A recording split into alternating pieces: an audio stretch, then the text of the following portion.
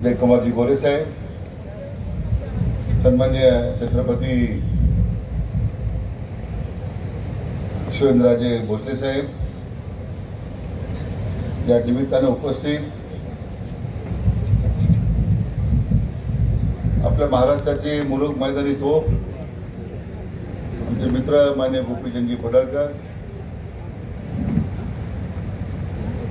या संपूर्ण पर्यटन आणि त्या भागाचं नंदनवन करण्याचा जरी संकल्प केलेला आहे, माझे विशेष मित्र मान्य माजी खासदार रणजितसिंह निंबाळकर,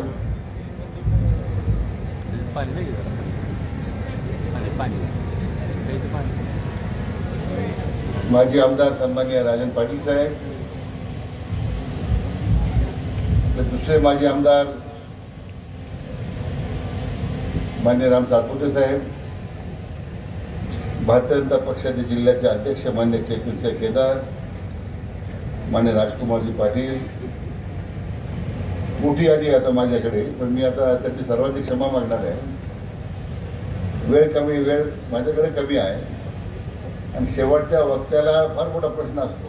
बरेच लोक कंटाळलेले असतात, कार्यक्रम संपण्याची वाट पाहत असतात, म्हणून मी आवर्त घेणार आहे. ज्यांचा आपण आता पक्षप्रवेश केला ते आमचे जुने सहकारी प्रकाश बापू, सौभाग्यवती रेखाताई पाटील, त्यांचे सर्व कुटुंबीय आणि उपस्थित सर्व ज्या सोहळ्याकरता झालेले सर्व पदाधिकारी ज्यांनी प्रकाश बापूंच्या बरोबर पक्षप्रवेश केला ते सर्व कार्यकर्ते, बंधू भगिनी आणि उपस्थित मित्र,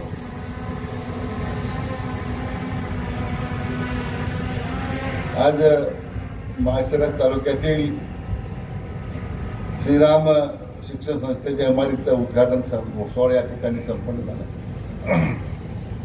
प्रथमतः मला कैलासवासी शामराव पाटील यांच्या निमित्तानं आठवण झाल्याशिवाय राहत नाही. मी खरं त्यांच्या स्मृतीला अभिवादन करतो की त्यांच्या दूरदृष्टीपणामुळेच मला वाटतं आज या सगळ्या कुटुंबाची वाटचाल या ठिकाणी झालेली आपण पाहतो. फार आमचा त्यांचा जुना स्नेह होता. आमचे वडील कैलास शामराव पाटील एक ऋणानुबंध अनेक वर्षाचे आमचे राहिले आणि त्या पार्श्वभूमीवरच मी प्रकाश बापूला अनेक वेळा सांगितलं की आता हे सोडून द्या, इकडे या. मी काँग्रेसमध्ये होतो, ते काँग्रेसमध्ये आहे होते आणि आम्ही भाजपात आलो होते, आता भाजपात आले. त्यामुळे आता हे सर्कल पूर्ण झालेलं आहे. मला वाटतं हा संपूर्ण जो सोहळा पाहण्यासाठी खरं शामराव पाटलांच्या जरी का आपल्या हयात नसले, मध्यंतरी त्यांच्या मातोश्रीचं निधन झालं प्रकाश बापूंच्या, परंतु त्यांच्या कुटुंबियांच्या माध्यमातून हा सोहळा पाहताना मला वाटतं सर्वांच्या मनामध्ये निश्चितपणे एक आनंदाची भावना निर्माण झाली असली पाहिजे. आज आपण ज्या शिक्षण संस्थेच्या इमारतीचं उद्घाटन केलं, त्या शिक्षण संस्थेत सर्व काम आमच्या सौभाग्यवती आमच्या वहिनी साहेब रेखाताई पाटील पाहतात. मगाशी कोनशिला समारंभाला आम्ही गेलो आणि त्याचा पत्ता नाही. मी म्हटलं ताईनं बोलून घ्या प्रकाश पाटील, नाही तर संध्याकाळी भाकरीला मार होता तुम्ही.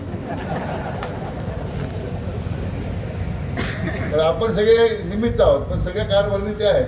त्यांचा सगळ्या बारकेट लक्ष. मला वाटतं विरोधी पक्ष नेता असताना एकदा उपोषणाला बसले होते जिल्हा परिषदेच्या बाहेर.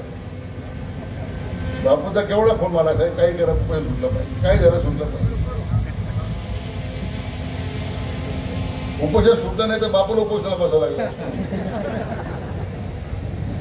शेवटी त्या जिल्हा परिषदेच्या मुख्य कार्यकारी अधिकाऱ्याला समजावून सांगितलं, उपोषण सोडलं. मला वाटतं काहीतरी 5 कोटी रुपयाचा निधी त्यावेळी त्यांना मिळाला. परंतु महत्वाचं की या संपूर्ण शिक्षण संस्थेचं काम पाहत असताना अतिशय दर्जेदार शिक्षण देण्याचा प्रयत्न त्यांच्या माध्यमातून होतोय. चांगल्या प्रकारची शाळा उत्तम या ठिकाणी सुरू आहे, महाविद्यालय सुरू आहे. विशेष करून मुलींच्या शिक्षणाच्या करता विशेष त्यांचं लक्ष आहे. कारण शिक्षणाचा दर्जा सुधारला पाहिजे आणि तो फक्त शहरामध्येच त्या ठिकाणी ती संधी मिळते असं नाही आहे, परंतु अशा प्रकारच्या संस्था ग्रामीण भागामध्ये सुरू करून त्या ग्रामीण भागातल्या मुलामुलींना सुद्धा ते संधी मिळवून देण्याचं काम या श्रीराम शिक्षण संस्थेसारख्या संस्था करत आहेत, याचा आपल्या सगळ्यांना अभिमान वाटला पाहिजे. कारण शिक्षणाकरता कैरभार भावरा पाडलं नाही, त्यावेळी हाडाची काढं केली. अतिशय अल्पशा काही कुठलं साधन नव्हतं, कुठली पार्श्वभूमी नव्हती. कैरभार अण्णांनी एक मोठी चळवळ राज्यामध्ये उभी केली आणि आज ग्रामीण भागामध्ये सर्व गावांमध्ये आज महाराष्ट्रामध्ये खऱ्या अर्थानं जर मुलं शिकले असतील तर केवळ ती कैरभार अण्णांची प्रेरणा होती म्हणून त्यांना शिक्षण देतात. आज कैरभार अण्णांच्या संस्था, त्यांनी काढलेल्या संस्था दुसऱ्यांनीच हडप करण्याचा त्या ठिकाणी कार्यक्रम सुरू केलेला आहे. रयत शिक्षण संस्था हे राजकारणात एक आडा बनत चाललेला आहे. दर्जेदार शिक्षण देण्यापेक्षा तिकडे दर्जा राजकीय कारणासाठी या संस्था वापरल्या जातात. गावोगावी ज्या स्थानिक स्कूल कमिट्या रयत शिक्षण संस्थेच्या आहेत त्या सगळ्या राजकारणाच्याच आहेत. तिथं कोणी असं विचारून तर नाही आहे, शिक्षण तज्ञ नाही, कोणी नाही आहे.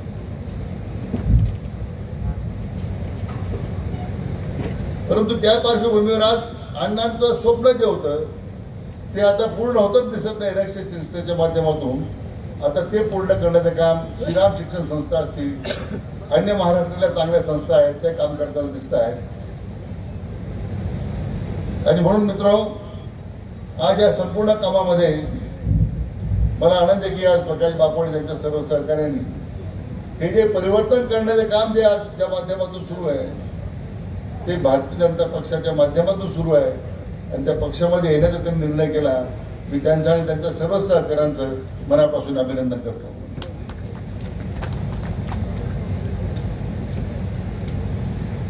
आज मला आल्यानंतर काही पत्रकारांनी प्रश्न विचारत होते, बिहारच्या निवडणुकीचं काय होणार आहे. म्हणजे बिहारच्या निवडणुकीचं विचारण्यापेक्षा राज्याच्या नगरपालिकेच्या निवडणुकीचं काय होणार आहे ते विचारा ना. आपल्या लोकांना सगळ्या देशाची चिंता राहते. त्यांना मी सांगितलं की बिहारमध्ये विश्वनेता आदरणीय प्रधानमंत्री नरेंद्र मोदींच्या नेतृत्वाखाली 100% एनडीए सरकार त्या ठिकाणी सत्तेत राहणार आहे. आणि महाराष्ट्रामध्ये मग उद्धव ठाकरे फिरतात मराठवाड्यामध्ये, शेतकऱ्याला साथ घालण्याचा प्रयत्न करतायत. उद्धव ठाकरे सरकारवर टीका करतायत.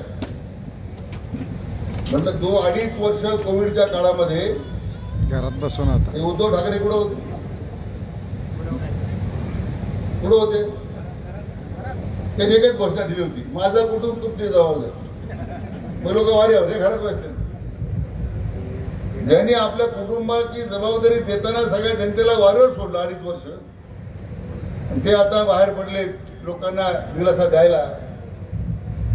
परंतु आपले राज्याचे लोकप्रिय मुख्यमंत्री माननीय देवेंद्रजी फडणवीस साहेब यांनी या संपूर्ण अतिवृष्टीमध्ये 32,000 कोटी रुपयाचं पॅकेज दिलंय. आज शेतकऱ्याच्या खात्यामध्ये पैसे जमा व्हायला लागलेले आहे. आले का पैसे? टाळ्याच्या बाजू आले तर असतील तर आम्ही काही पैसे काढून घेणार नाही. आले तर आले म्हणा. आज एवढी मोठी मदत महाराष्ट्राच्या स्थापनेनंतर पहिल्यांदा एखाद्या मुख्यमंत्र्यांनी केली आहे.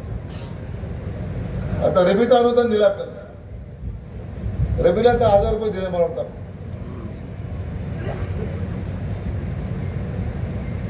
महाविकास आघाडीच्या मागच्या 2.5 वर्षाच्या काळात काय दिलं आपल्याला? मगाशी पडळकर साहेब मध्ये म्हटलं बरोबर आहे की 10 वर्ष केंद्रामध्ये राहणारे आपले जाणते राजे आपल्या मंगळवेळेला या संपूर्ण दुष्काळ भागाला पाणी आणू शकले असते का?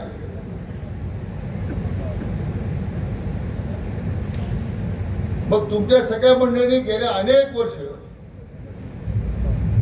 या राज्याच्या जाणत्या राज्याच्या मागे आपण धावत राहिलो. आपल्या पदार्थ काय पडलं? शेवटी देवेंद्रजींना मुख्यमंत्री व्हावं लागलं, रणजित निंबाळकरला खासदार व्हावं लागलं. या तुमच्या आता भागातला मध्ये पाण्याचा प्रश्न आता त्या ठिकाणी सुटला. आता पाणी पुढच्या काळात तुम्हाला मिळणार आहे. बरोबर आहे का? बारामती तालुक्यामध्ये निम्मा तालुका दुष्काळी आहे. ते गुंजवणी प्रकल्प आहे. ते गुंजवणी प्रकल्पाचं मोठं 2 ते 3 हजार कोटी मला माहित नाही, एक्झॅक्ट नाही तर माझ्या आकडा नाहीये.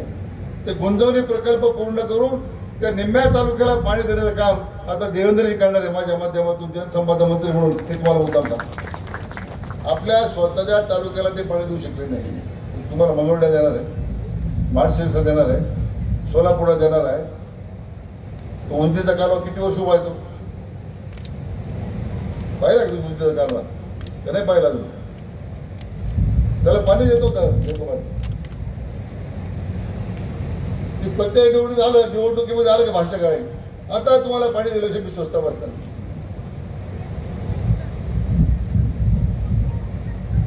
अनेक वर्ष या सगळ्या सत्तेचा वापर स्वतः करता करायचा, राज्यातल्या जनतेला झुलवत ठेवायचं. आणि आज त्या नेत्याच्या मार्गदर्शनाखाली आज उद्धव ठाकरे गावोगावी फिरताय. मी तुम्हाला जाब विचारला आलेलो आहे, देवेंद्रजींना जाब विचारणार आहे. काय जाब विचारणार? 2.5 वर्ष तुम्ही सत्तेत असताना राज्याच्या जनतेला काही देऊ शकणार नाही. मला उपस्थित जनतेला विचारायचं आहे, उद्धव ठाकरेंच्या 2.5 वर्षाच्या काळामध्ये आपल्या काही बदल पडलं का? नाही म्हणून हो म्हणा, नाही म्हणा.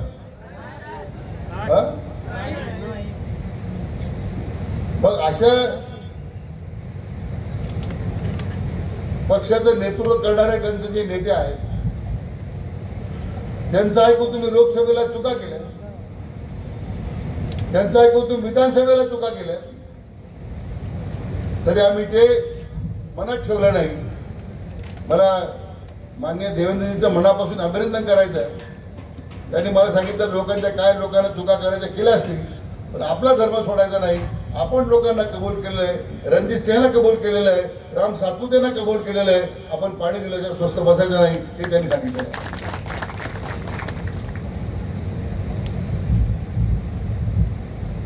आणि मग उद्याच्या राजकारणाच्या सगळ्या वाटचालीमध्ये बघायचा उल्लेख जो प्रकाश बापूंनी केला, आता विकासात्मक मुद्द्यावरच कसं पुढे जाण्याची आवश्यकता. एमआयडीसीची त्यांनी मागणी केली. काय इतक्या वर्षी आपण एमआयडीसी होऊ शकले नाही? आपण सगळ्या शेती महामंडळाच्या जमिनी मोफत दिल्या माझ्या काळामध्ये. शिर्डीमध्ये दिल्या, नगरमध्ये दिल्या, बेलवंडीला दिल्या. 1800 एकर जमीन मोफत वाटल्या एमआयडीसी. तुमच्याकडे आहे ना बाळा जयकुमारजी, फार मोठी संधी आहे. भूसंपादनाला रुपये द्यायची गरज नाही आहे. विनामूल्य जमीन आपण देऊ शकतो. आपण तो निर्णय करा. या भागातल्या मुलांना त्या ठिकाणी भविष्य निर्माण करू. आता सगळे महामार्ग या रोडने झालेले आहेत, सगळे रस्ते चांगले झालेले आहेत. बारामतीची रेल्वे इथपर्यंत घेऊन या, काय हरकत नाही. बाजूला रेल्वे स्टेशन आहे. सगळ्या गोष्टी अनुकूल आहे. जमीन उपलब्ध आहे, भूसंपादन करण्याची गरज नाही. पाणी तुम्हाला पाहिजे तेवढं आम्ही द्यायला तयार आहोत. निंबाळकर साहेब बसलेच आहे. एवढी अनुकूलता. उद्याच्या भविष्यामध्ये तरुणांच्या हाताला रोजगार निर्माण करणं हे तर उद्याचं काम आहे मित्र. हे राजकारण चालू राहील. उद्धव ठाकरे काय म्हणतात, शरद पवार काय म्हणतात तिकडे लक्ष देऊ नका. त्यांचं आटपलेलं आहे. उद्या आपलं भविष्य काय आहे ते ठरवा ना, आणि आपलं भविष्य कोण करणार ते ठरवा ना. पण आम्ही आता शिर्डी एमआयडीसी मध्ये एक टेक्नॉलॉजी इनोव्हेशन सेंटरचं उद्घाटन भूमिपूजन करायचं. टाटा समूहाला 300 कोटी रुपये दिले. ते काय करणार आपण? असं प्रत्येक एमआयडीसीत करायचं आपल्याला, की तिथे त्या त्या भागामध्ये येणाऱ्या इंडस्ट्रीला, उद्योगाला कोणत्या प्रकारचं मनुष्यबळ लागणार आहे त्याचं प्रशिक्षण ही टाटा संस्था मोफत देणार आहे. फक्त मोठ जाऊन ते बस ऍडमिशन घ्यायचं.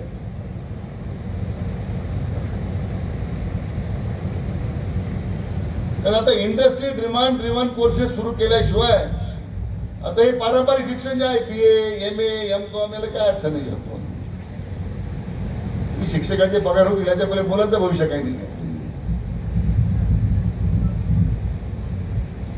म्हणून 35 वर्षानंतर आपले विश्वनेते आदरणीय मोदी साहेबांनी शैक्षणिक धोरणामध्ये बदल केला. काळानुरूप शिक्षणाच्या पद्धतीमध्ये बदल आणला. क्रॉस त्या ठिकाणी आपण ज्याला इंग्रजीमध्ये शब्द येतो, आपण अनेक कोर्स एका वेळी करू शकतो. पूर्वी एका विद्यापीठाचा कोर्स एकच करता येतो. त्या बेल ऍडमिशन घेतल्यामध्ये बेलच 4 वर्ष काढायचे. आता तुम्ही बेल ऍडमिशन घ्या, इंजिनिअरिंगला सुद्धा जाऊ शकता. एकाच विद्यापीठात 2 डिग्री घेऊ शकता. आता हे सगळे जे बदल आहेत त्या श्रीराम शिक्षण संस्थेच्या माध्यमातून बाबू तुम्हाला केले पाहिजे. राजकारण ठीक आहे, राजकारण होत राहील. राजकारणामध्ये हे सगळे आपल्याला जे काही अल्पसंतुष्ट लोक आहेत, जे भटकते आत्मा आहे सगळ्यांची, त्याचा बंदोबस्त करावा लागेल. त्याला लिंबू बिंबू असतो काही करा, ते लिंबूची फुलं करा. परंतु उद्याचं भविष्य आमच्या या ज्या तरुणांसाठी आहे. आमचं गेलं आता, आम्ही सोसायटी आणि ग्रामपंचायत निवडणूक लढून थकलो. सोसायटी काढायची, कर्ज काढायचं, पुन्हा कर्जबाजारी व्हायचं आणि पुन्हा कर्जमाफीची मागणी करायची. तर आपण अनेक वर्ष काम चालू आहे, त्याची काही चिंता नाही. महायुती सरकारनं तर जाहीरच केलंय देवेंद्रजींनी की 100% आम्ही शेतकऱ्यांचे कर्ज माफ करणार आहोत. हे आपल्या सरकारने जाहीरच केलेलं आहे. परंतु तिथपर्यंत आपलं काम थांबता उपयोगी नाही. उद्याच्या तरुणांच्या भविष्याकरता तुम्हाला सगळ्यांना काम करावं लागेल. उद्योग उभे करावे लागतील. उद्योगासाठी इतकी मोठी संधी आज देशामध्ये आहे. सोलापूरला सुद्धा जयकुमारजी, मी मंत्री असताना, पालकमंत्री असताना त्यावेळी उद्योगाची एक बैठक घेतली त्यांनी. सोलापूरचा उद्योग पुढे जाणार आहे, काय केलं पाहिजे. फार मोठी संधी आहे. नॅशनल हायवे आहेत, विमानतळ आपण आणलंय, ती चिमणी पडली, शेवटी एकदा पडत नव्हती, पाडली ती आता.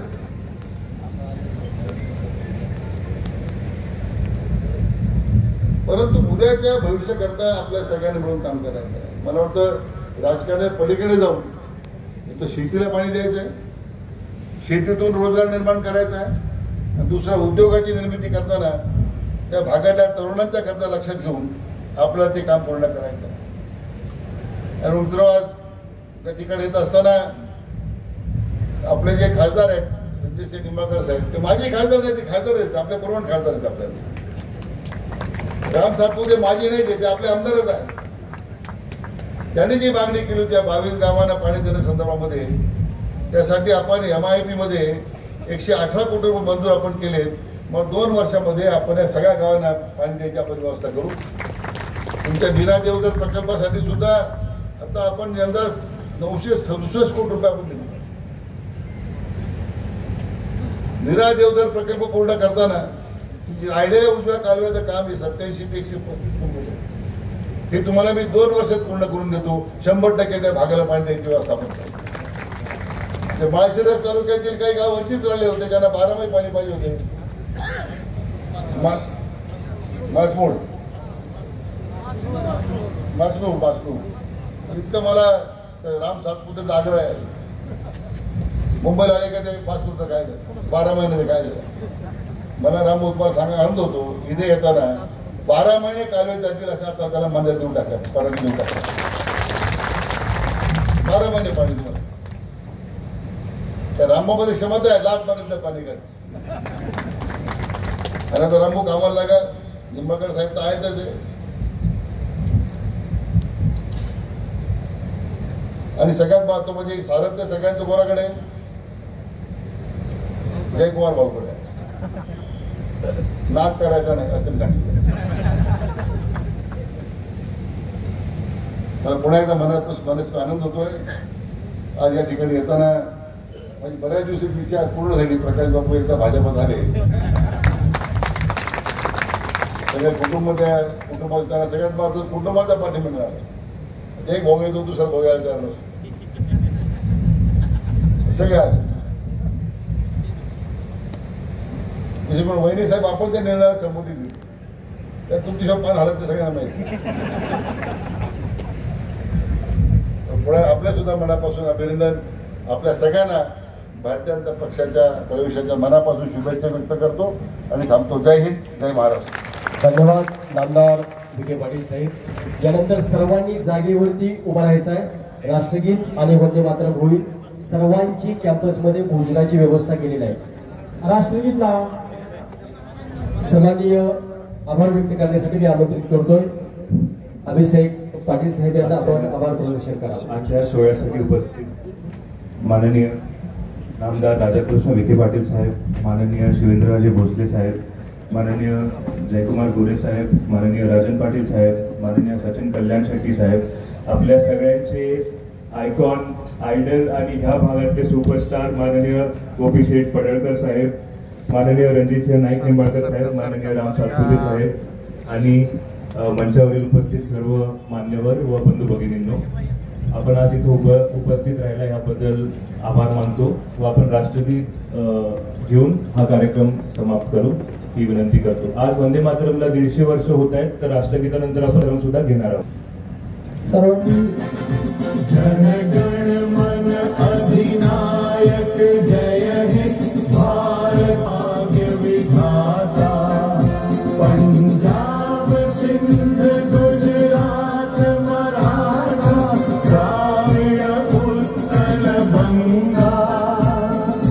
विंध्य हिमाचल यमुना गंगा उच्छल जलधि तरंगा. तव शुभ नामे जागे, तव शुभ आशीष मांगे. गाहे तव जय गाथा. जन गण मंगलदायक जय हे भारत भाग्य विधाता. जय हे जय हे जय हे जय जय जय जय हे. बोला भारत माता की वंदे. विश्व 24 तास न्यूज विष्णुकुमार आपलं. वन्दे मातरम्.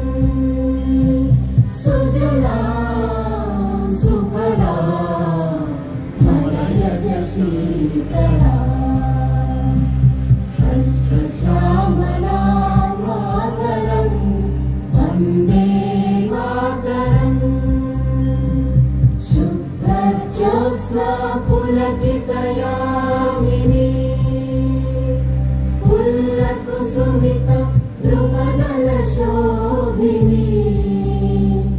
सुहासिनी सुमधुरभाषिणी. सुखदां वरदां मातरम्. वन्दे मातरम्. वन्दे मातरम्. धन्यवाद.